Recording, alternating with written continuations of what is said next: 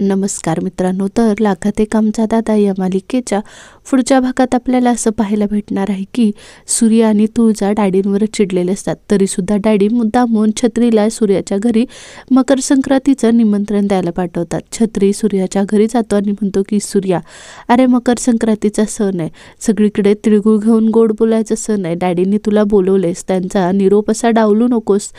तेव्हा छत्री तिथून निघून गेल्यानंतर सूर्या तुळजाला बोलतो की अगं तुळजा, काय करावं काय कळत नाहीये ग, डॅडींच्या घरी कसं जायचं.